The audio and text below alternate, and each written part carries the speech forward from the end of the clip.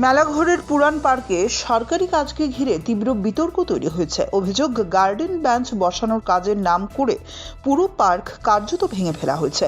স্থানীয় বাসিন্দাদের দাবি, কাজের প্রকৃত উদ্দেশ্য ও অনুমোদন নিয়ে স্পষ্ট কোনো তথ্য না দিয়েই পার্কে ব্যাপক ভাঙচুর চালানো হয়েছে।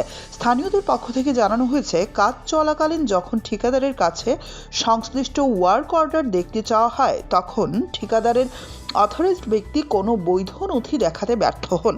অভিযোগ আরও গুরুতর, ওয়ার্ক অর্ডার দেখানোর বদলে সংশ্লিষ্ট ব্যক্তি গালাগালি, অপমান এবং হুমকি দেন বলে দাবি প্রত্যক্ষদর্শীদের। সবচেয়ে বড় প্রশ্ন উঠেছে, ওয়ার্ক অর্ডারের সীমার বাইরে গিয়ে পার্ক ভাঙার অনুমতি আদৌ কে দিয়েছে? সরকারি কাজের আড়ালে কিভাবে একটি জনসাধারণের পার্কে এমন ভাঙচুর চালানো হলো, তা নিয়ে এখন ক্ষোভ ও সন্দেহ দানা বাঁধছে। এই ঘটনায় এলাকাবাসীর মধ্যে চরম অসন্তোষ তৈরি হয়েছে।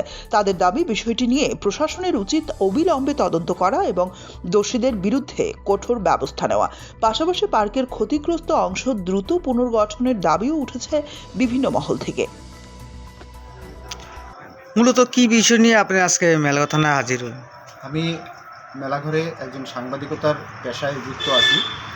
আমাদের মেলাঘর সুইমিং পুলের সাথে যে পার্কটা, পুরান পার্কটা আসলো, এই পার্কটারে ভাঙ্গা কেউ একজন এটার মধ্যে নতুন কনস্ট্রাকশনের কাজ করতেছে। সেই খবরটা পাই আমরা তৎক্ষণাৎ যাই সেখানে আজকে আনুমানিক 4:50-এর দিকে। তখন দেখতে পাই যে একজন মহিলা, যার নাম মুক্তা সরকার, উনার নেতৃত্বে একদল শ্রমিক এখানে কনস্ট্রাকশন কাজ করছেন। উনি কে?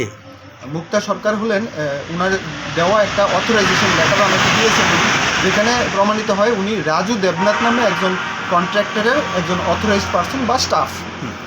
উনি ওনার যেই কাগজটা আমাকে দেখিয়েছিলেন, ওই কাগজে আমি দেখতে পাই যে এখানে কোনো ইট সিমেন্টের কাজ নেই। ওনার দেওয়া কাগজে শুধুমাত্র বেঞ্চ ইনস্টল করবেন এবং বেঞ্চ সাপ্লাই করবেন, এরকম একটা ওয়ার্ক অর্ডার এখানে লেখা ছিল। তো আমি ম্যাডামকে এই জিনিসটা জিজ্ঞাসা করি যে, ম্যাডাম, আপনার দেওয়া কাগজেই তো ইট সিমেন্টের কোনো কাজ নেই, কিন্তু আপনি এখানে ইট সিমেন্ট করছেন, পুরান বিল্ডিং, পুরান যে কনস্ট্রাকশনগুলি ছিল এগুলি আপনি ভাঙলেন, এগুলি কেন করলেন? এখানে গভর্নমেন্টের আপনার পারমিশন কোথায় এগুলি করার জন্য?